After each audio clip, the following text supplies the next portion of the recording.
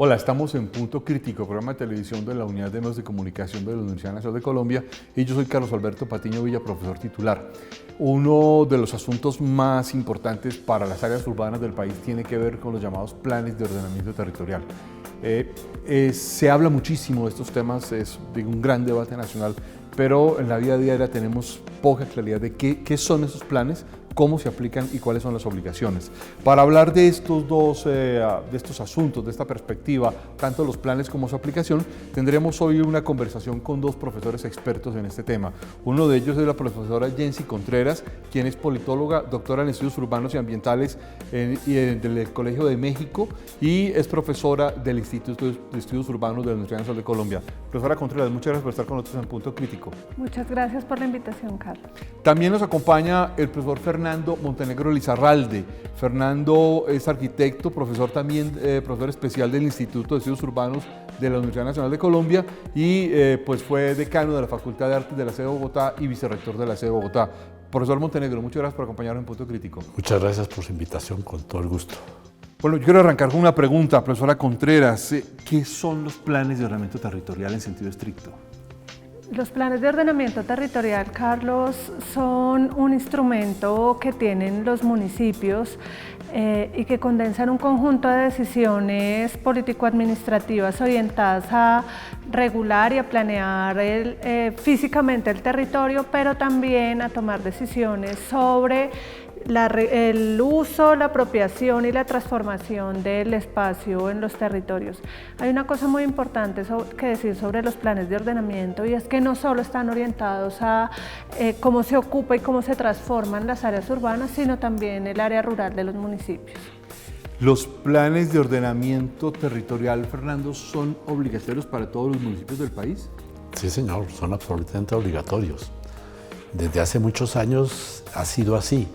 O sea, la Ley 388 lo que hizo fue formalizar una situación que ya se venía viviendo durante todo el siglo XX en Colombia.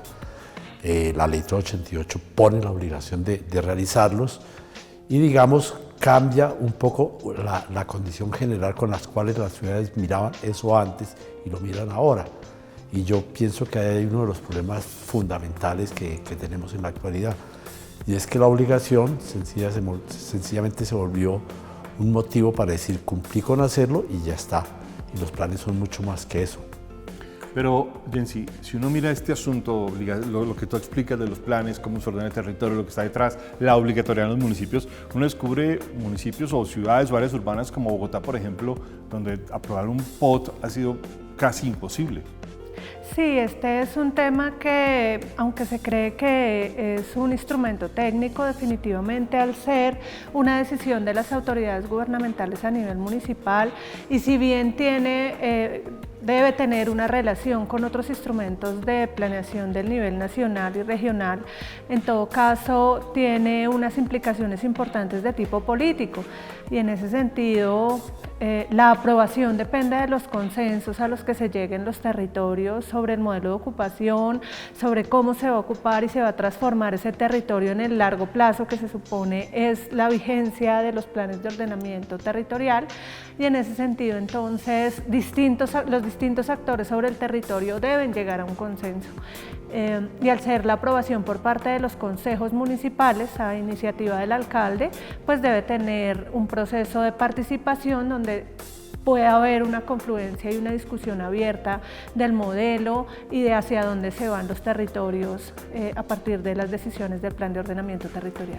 Pero ¿qué es lo que se juega en esos modelos, Fernando? ¿Qué es lo que está detrás de eso, más allá de esas, digamos, dinámicas políticas que nos explica Jensi? A ver, yo lo que siento y lo que he visto que sucede en los planes es una contradicción fundamental. Lo primero, los planes de ordenamiento, igual que la ropa de uno, se hace de acuerdo a la medida del sujeto, ¿cierto? Y un plan de ordenamiento se hace a la medida de determinada ciudad. Eso es una condición de la cual vivimos y la cual no nos podemos salvar. Bogotá nunca va a ser distinto a Bogotá, es muy sencillo. El otro tema es que todo el mundo piensa que detrás de ellos se esconde una cantidad de posibilidades políticas y de posibilidades económicas con las cuales se sueñan, y empiezan a tratar de hacer unas trampas donde no hay trampas, ¿cierto? Diseñar una trampa en una ciudad que tiene determinada forma de ser es sumamente difícil y sumamente complicado. Y se convierte en una pugna técnica a veces desde el punto de vista económico y a veces política desde el punto de vista de qué puedo yo hacer o qué no puedo hacer. Y en una ciudad no se puede hacer sino lo que la ciudad necesita. Eso es muy sencillo. A ver, te hago la pregunta más directa. ¿Quiénes ganan y quiénes pierden con un POT? ¿Quiénes ganan y quiénes pierden con el POT? Generalmente nadie gana ni nadie pierde. Un alcalde que se hace rico incluyendo suelos de expansión para desarrollar determinado proyecto, sencillamente aprovecha una situación, pero aprovecha una situación que normalmente es así. O sea, él lo único que está haciendo es aprovechando algo que de todas formas se va a dar. Por ejemplo, ¿qué pasa con los constructores privados? Para plantear de otra manera, ¿hay intereses privados? ¿Se juegan intereses privados? ¿Cómo se beneficia el sector público con los intereses privados? Yo creo que hay diferentes tipos de actores que entran a jugar tanto en la formulación como en la implementación de los planes de ordenamiento. Entonces hay que pensar en el propietario de suelo, que cumple un papel determinante, porque dependiendo de la orientación con la que él pretenda desarrollar sus terrenos o no desarrollarlos, eso tiene unas implicaciones en cómo se va a desarrollar el territorio. Están los urbanizadores, que hacen la gestión para desarrollar aquellos suelos que en muchos casos no coinciden con ser propietarios. Luego está el papel del constructor, que es fundamental en términos de la economía de las ciudades y de los territorios. Y por supuesto están los ciudadanos de a pie que tienen una propiedad que hace parte de su patrimonio y de su vida. Y por supuesto también están aquellos que rentan de actividades económicas de propiedades en el territorio. Entonces creo que ahí confluyen muchos actores y se supone que los planes de ordenamiento deben intentar organizar cómo se transforma ese territorio, cómo se usa, cómo se dan de mejor manera esas actividades. Y en ese sentido las decisiones que tomen las autoridades gubernamentales sí van a afectar a unos más que a otros, y lo que se esperaba, digamos, con la ley 388 era que esos propietarios y la actividad constructora y desarrolladora para transformar la ciudad tuvieran unas ganancias equitativas y que no solo se lucrara el privado, sino que también la ciudad, hubiera una redistribución con la ciudad para que esas decisiones que toman las administraciones pudieran beneficiar sí el desarrollo y la economía de las ciudades, pero también se hicieran un reparto equitativo de cargas y beneficios con la ciudad. ¿Cuáles han sido los municipios de mayor avance en el POT, Fernando, en el país? Las ciudades grandes, sin ninguna duda. Medellín, Bogotá, Barranquilla, Cali, son las ciudades que tienen una infraestructura administrativa mucho más fuerte, mucho más avanzada técnicamente, y es a las que mejor les ha ido, evidentemente. Las otras ciudades siguen un poco las pautas que estas ciudades van creando. Hay una cosa muy importante, Carlos, en lo que está diciendo Jensi, que me parece fundamental, y es que el plan de ordenamiento, por su propia dinámica, se centra fundamentalmente en el negocio inmobiliario, en el negocio de la construcción y en el negocio de la construcción de infraestructura. Digamos, ahí están fundamentalmente los intereses más importantes. Un plan de ordenamiento influye en el valor del suelo, influye en el valor de la vivienda, influye en el valor de los distintos usos y crea posibilidades de construcción de infraestructura en donde los intereses son bastante importantes. Digamos que ahí es donde se ha centrado la discusión de los planes de ordenamiento en los últimos años, dejando por puertas otras cosas sumamente importantes que deberían ser del interés de la ciudad y que son del interés en general de todos los ciudadanos. La noción, por ejemplo, de que un área central es un área que soporta el desarrollo de los habitantes, nosotros lo tenemos más como una zonificación de usos que como ese soporte social y económico que la gente requiere. Y ahí es donde uno dice, no estamos peleando por lo que es esencialmente el ordenamiento, sino por lo que es la posibilidad y la oportunidad del sector inmobiliario. A ver, yo quisiera plantear, digamos, como un punto comparativo, y es que Uno mira que en Medellín sí ha habido, digamos, un proceso de planeamiento, que el POT ha tenido, se han aprobado varios POT, o por lo menos 2 o 3 POT se han aprobado, y hay un proceso de planeamiento de la ciudad. Uno lo compara con Bogotá y hay una gran dificultad en aprobar los POT, hay un debate permanente si se aprueba, no se aprueba, se modifica, no se modifica, hay un problema grave en el planeamiento. En Barranquilla se han aprobado los planes de desarrollo metropolitano, urbano a partir de los POT, y ha habido un cambio y ha habido, digamos, unas condiciones. En Cali va más o menos. ¿Por qué Bogotá, teniendo el peso que tiene, este es un asunto tan difícil de sacar adelante? Yo creo que es un proceso, y en general en el país ha sido un proceso de aprendizaje. Desde el 97 con la ley 388, los municipios y las grandes ciudades empiezan a preguntarse qué es eso de un plan, hasta dónde pueden llegar con esos planes. Y se da todo un proceso inicial de formulación de planes de ordenamiento que en general, aunque pareciera haber sido exitoso en ciudades como Bogotá, Medellín, Cali, lo que ahora vemos con los planes de segunda generación es que nos faltaba muchísimo, incluso a Bogotá, al mismo Medellín, en muchos de los instrumentos o de los grandes objetivos que estaban dispuestos en el POT, y en ese sentido incluso Medellín lo reconoce, Bogotá lo reconoce, la distancia que había entre el gran modelo de ocupación territorial y los instrumentos concretos que la norma urbanística les permitía, lo que llevó a una gran distancia entre lo que se quería y lo que se podía hacer, lo que estaba en las normas. Entonces creo que ha sido procesos de aprendizaje bastante importantes, incluso en Medellín, que uno puede ver cómo ha evolucionado mucho ese proceso de aprobación de los planes de ordenamiento. En Bogotá y en general en muchas ciudades de nuestro país hay un tema de fondo, y es que cada actor político que llega al gobierno quiere tener su propio POT. ¿Sí? Y es un instrumento de planeación de largo plazo, pero cada alcalde quiere tener su propio plan de ordenamiento que le soporte las decisiones de su plan de desarrollo, y eso es muy complicado.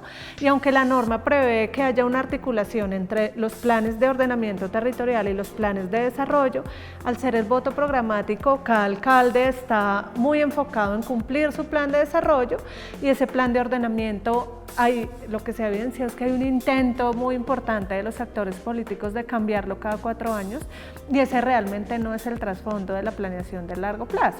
Entonces creo que hay un punto muy importante asociado a la competencia política de cada 4 años, que es muy importante evaluar en estos 25 años de ordenamiento en el país. Uno podría pensar que se podrían hacer planes de ordenamiento territorial de largo plazo y que cada alcalde se acomode a ello, pero entonces tendría un debate también, y es qué es lo que va a gobernar si el plan de ordenamiento se escapa a su propio plan de desarrollo. Los planes de ordenamiento en esencia son de largo plazo, no es posible tener un plan de corto plazo. Se pone un corto plazo dentro de los planes para obras inmediatas, pero no exactamente como objetivos del plan. Todo plan urbano siempre será de largo plazo. Yo diría, Carlos, que cuando uno mira qué ha sucedido en Colombia durante los 20 y tantos años de ordenamiento territorial formal que hemos tenido, uno diría que sí se han alcanzado puntos importantes de desarrollo de la ciudad. O sea, se puede criticar muy duro por qué no se hacen los planes, por qué no se aprueban, por qué no funciona el sistema, no sé cuántas cosas, pero uno cuando mira el ordenamiento y los efectos de la ley 388, sin duda sí han sido positivos. Para poner un ejemplo, en ciudades como Bogotá, Medellín o Cali, para centrarnos en las 3 ciudades más grandes, o Barranquilla o Bucaramanga, uno encuentra, por ejemplo, que la infraestructura de transporte es muchísimo mejor en todas esas ciudades, sin ninguna duda. O sea, tenemos una mejor infraestructura de transporte, con todo y de que en Bogotá no hay metro, o de que en Medellín las vías son muy pequeñas, el sistema arterial es muy pequeño, o de que Barranquilla tiene todavía dificultades con el sistema vial. Pero digamos que en general eso ha mejorado sustancialmente.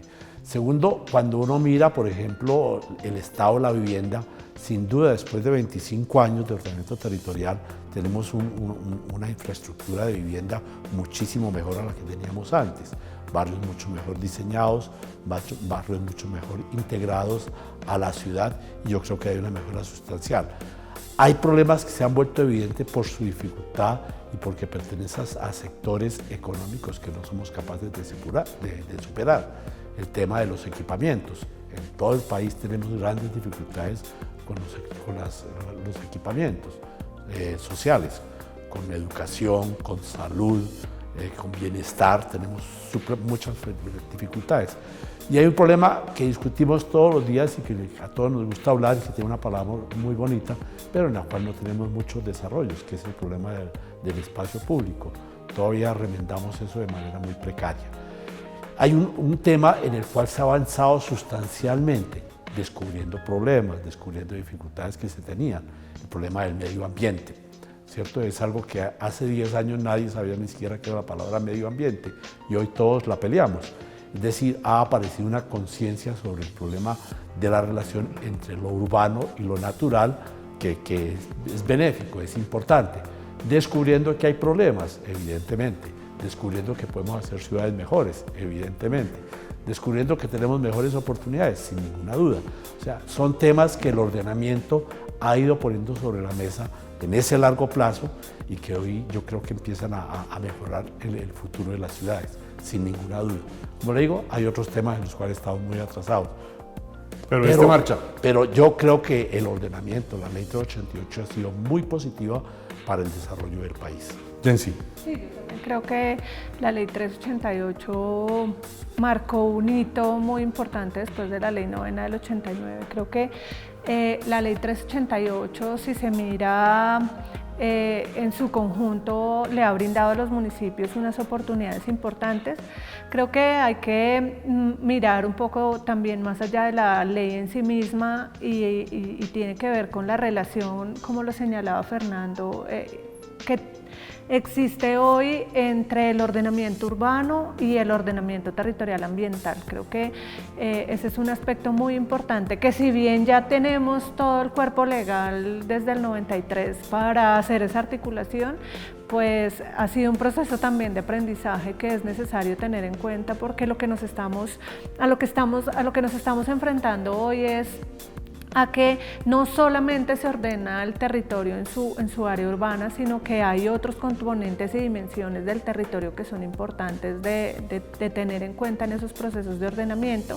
Y entonces también se incorpora, junto con lo que menciona Fernando, los temas de la gestión del riesgo, los temas ambientales, asociados también a las grandes dimensiones que tienen los territorios, los problemas de congestión, que ya no son solamente de ámbito municipal, sino que empiezan a mostrarnos un reto en términos de la articulación metropolitana o regional que deben tener los municipios en sus procesos de planeación y gestión del territorio. Entonces, se mueven unos temas que han sido producto del aprendizaje, y que hacen ver que la ley 388 abrió un conjunto de instrumentos y de oportunidades que deben ser tenidas en cuenta para los procesos ahora de desarrollo territorial. Creo también que en términos de cómo los municipios se enfrentan a los procesos de crecimiento es un reto muy importante. Creo que ya no solo debemos fijarnos en las grandes ciudades o incluso en las ciudades intermedias que giran alrededor de los grandes núcleos urbanos, sino que empiezan a tener y a cobrar mucho más relevancia esos municipios que están, podríamos decirlo así, en ese tercer anillo, ¿no? Entonces, esos municipios que están ya empezando a soportar los grandes crecimientos urbanos, no solo de la ciudad núcleo, sino de los municipios del área metropolitana, y esos que están fuera de ese ámbito, porque tienen sentido y cobra sentido en términos de la seguridad alimentaria, en términos de las posibilidades de soporte del territorio en agua. Una pregunta fundamental que hoy se mantiene es ¿qué vamos a hacer con los residuos sólidos en estas ciudades con estos niveles de crecimiento tan importantes? Entonces, esos otros municipios también empiezan a mostrar requerimientos, necesidades y retos para el proceso de ordenamiento, que ya no solo se concentra en cómo se está dando en las grandes ciudades. Esto, Fernando, que está apuntando Jensi, nos llevaría al surgimiento de los PEMOT, los Planes Estratégicos Metropolitanos de Ordenamiento Territorial, que se han creado para las áreas metropolitanas. Yo creo que uno de los grandes problemas que tiene la Ley 388 es que estandarizó una situación urbana en general en el país. Puso a las grandes ciudades en similares condiciones con los pequeños municipios. puso en el mismo plano ciudades muy aisladas con ciudades muy aglomeradas, ¿cierto? Y hoy estamos descubriendo que hay una serie de problemas que salen del contexto del territorio urbano, del territorio municipal, y se ensancha hacia territorios mucho más amplios. Y es una de las grandes discusiones que hay en este momento, ¿cierto? El problema metropolitano. Y el problema metropolitano inclusive hoy en día se sale del alcance de las áreas metropolitanas que están institucionalmente establecidas. Ahí hay un tema que empezamos a mirar con mucha preocupación. Bogotá, frente a los municipios de su entorno, no tiene planes muy concretos de cómo solucionar problemas que son de la ciudad de hoy en día. En Medellín, en el área metropolitana del Valle de Aburrá, las condiciones urbanas están saliéndose del territorio del área metropolitana. Igual sucede en Barranquilla, en Bucaramanga o en ciudades un poco más amplias en su territorio como Cali. Entonces ahí tenemos una situación que yo pienso que al país le va a tocar empezar a pensar juiciosamente cómo enfrentarlo, porque es un problema de gobierno urbano en una mano, ¿cierto? Y en otra de ordenamiento territorial a nivel institucional. ¿Cómo se puede hacer una planeación de un territorio aglomerado en donde todo crece al tiempo? El problema que hoy tenemos en la carretera que une a Villavicencio con Bogotá, cuando uno lo mira, hace 20 años ese sería un problema de orden regional. Hoy en día es un problema urbano de Villavicencio, de las ciudades que están en el entorno de Villavicencio, y de Bogotá y las ciudades que están en el entorno de Bogotá. O sea, aquí el problema está avanzando en el territorio y a la ley 388 le queda muy poco espacio para moverse en esa dimensión.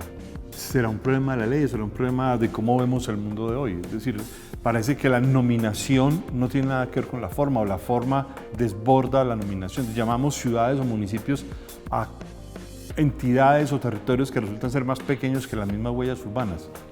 Yo creo que el problema no es estrictamente de la ley, yo creo que la ley tiene un alcance determinado que ha venido cumpliendo muy bien su función. El tema es que evidentemente las dinámicas urbanas y las dinámicas territoriales se escapan de ese intento de control por parte de la norma. Entonces creo que en esos procesos hay que ser un poco más creativos en términos no solo de cómo se hacen los planes, sino también de cómo se gobierna. Creo que es un tema de consensos, creo que es un tema de cómo se trabaja en términos de desarrollo de una ciudad donde todo no se puede planificar. Yo creo que hay un espacio también económico de la ciudad misma, el concepto mismo de ciudad, de aglomeración, que hace que no todo se pueda planificar. Entonces eso es un tema de gobierno, es cómo se llega a los consensos para ir hacia esa ciudad que se tiene por parte de todos los actores que están sobre el territorio. Entonces yo creo que no es un problema de la ley, aunque definitivamente sí hace falta un marco institucional que permita y que facilite la asociatividad y esos procesos de articulación entre territorios, que no solo es el área metropolitana o las regiones de planificación o las provincias, sino que esos son procesos naturales de relaciones funcionales que se dan entre los territorios y que no necesariamente necesitan una institucionalidad que les formalice ese tipo de articulaciones. En todo caso, esa institucionalidad sí podría facilitar muchas cosas, pero en todo caso creo que eso es un tema de voluntad política, poder avanzar en esos procesos de articulación, de gestión de proyectos conjuntos, porque definitivamente ni el plan en sí mismo es el objetivo, ni tener una buena norma o una buena entidad asociativa que exista formalmente. Creo que el objetivo en sí mismo, como lo decía Fernando en algún momento ahora en esta conversación, es el bienestar de los ciudadanos, es el desarrollo de la ciudad, y en ese sentido, más allá del plan y más allá de que exista una entidad formal que reúna a los municipios, hay que pensar en la voluntad política para lograr acuerdos en beneficio de las ciudades y de los ciudadanos. Nos quedan 20 segundos, Fernando, y dicho después de todo este recorrido, entonces hay que decir que de alguna forma los POT en Colombia funcionan. Sí, vuelvo a rescatar unas palabras que usted dijo. Creo que el objeto, la palabra ciudad, hoy ha cambiado sustancialmente. Y en eso es donde la ley, el gobierno urbano, las instituciones se están quedando cortas. Estamos frente a un fenómeno que está superando su nombre de lejos. Bueno, con esta respuesta de Fernando hemos llegado al final de este programa de Punto Crítico, hoy hablando de un tema que nos involucra a todos, los planes de ordenamiento territorial. Jensi, muchas gracias por habernos acompañado. Muchas gracias por la invitación. Fernando, muchas gracias por haber estado con nosotros. Muy amables por la invitación. Y los esperamos a ustedes en una próxima emisión. Muy amables.